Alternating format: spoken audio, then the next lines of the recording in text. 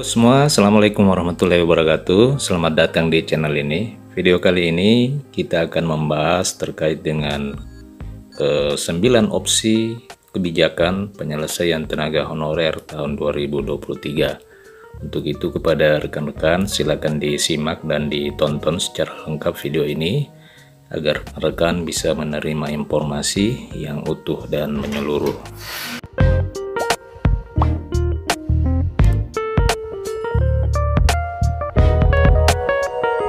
Rekan-rekan sekalian, seperti diketahui sebelumnya, pemerintah telah merencanakan untuk menghapus tenaga non-aparatur sipil negara atau tenaga honorer pada tanggal 28 November tahun 2023 ini.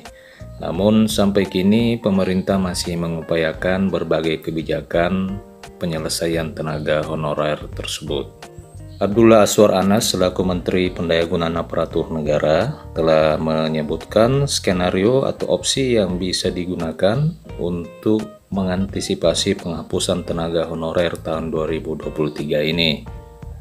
Selain itu, Menpan juga sempat mengungkapkan opsi atau alternatif mengenai tenaga honorer selain menjadi seorang pegawai aparatur sipil negara. Sementara itu, Bima Arya Wibisana selaku pelaksana tugas Kepala Badan Kepegawaian Negara juga telah menyampaikan alternatif penyelesaian tenaga honorer yang terdiri dari 5 opsi sebagaimana dilansir dari akun Instagram beliau. Dari pihak Kemenpan sendiri melalui Azwar Anas telah menyampaikan 3 skenario atau opsi yang bisa digunakan untuk mengantisipasi penghapusan tenaga honorer. Yaitu yang pertama adalah seluruh tenaga honorer akan diangkat menjadi aparatur sipil negara. Nah, opsi pertama ini akan berdampak pada efisiensi jumlah anggaran dan semakin memberatkan beban negara. Opsi yang kedua adalah memberhentikan seluruh tenaga honorer baik yang berada di pusat maupun daerah. Kemudian yang ketiga adalah tenaga honorer baik yang berada di pemerintah pusat maupun di pemerintah daerah akan diangkat menjadi aparatur sipil negara berdasarkan skala prioritas. Rekan-rekan sekalian, selain ketiga opsi yang telah disebutkan seperti di atas, juga terdapat 5 opsi alternatif dalam rangka penyelesaian tenaga honorer seperti yang disampaikan oleh Bapak Kepala BKN Bima Arya Wibisana. Adapun 5 opsi alternatif penyelesaian tenaga honorer yang disampaikan oleh Bima Arya tersebut, yakni yang pertama, konversi menjadi seorang pegawai tetap untuk para tenaga non-ASN lewat tes kompetensi dan mekanisme seleksi. Kemudian yang kedua, pengembangan sistem kontrak kerja untuk tenaga honorer dengan memenuhi beberapa ketentuan dan persyaratan yang jelas dan telah ditentukan.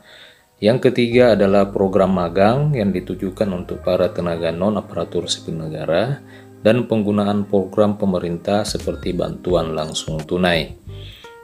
Dan yang keempat adalah penyediaan lapangan kerja melalui program dari pemerintah dan program dari swasta yang mempunyai kaitan dengan pembangunan ekonomi dan juga lingkungan.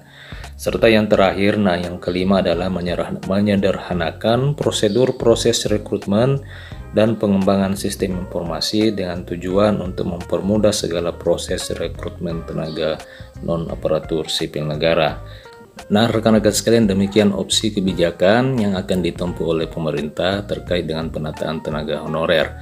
Jadi, intinya untuk Kementerian Pendayagunaan Aparatur Negara terdapat sebanyak 3 opsi kebijakan. Kemudian dari pihak Badan Kepegawaian Negara terdapat 5 kebijakan opsi penyelesaian tenaga honorer. Di sisi lain, pihak Dewan Perwakilan Rakyat Republik Indonesia saat ini telah mengusulkan untuk perubahan Undang-Undang Aparatur Sipil Negara, di mana dalam salah satu pasal di undang-undang tersebut juga terdapat pasal penyelesaian tenaga honorer, yakni pengangkatan tenaga honorer secara langsung tanpa tes. Nah, rekan-rekan sekalian, mudah-mudahan saja pemerintah tetap mengeluarkan dalam waktu dekat bisa mengambil kebijakan yang tentunya berpihak kepada tenaga honorer. Demikian informasi pada video kali ini, sampai jumpa di video berikutnya.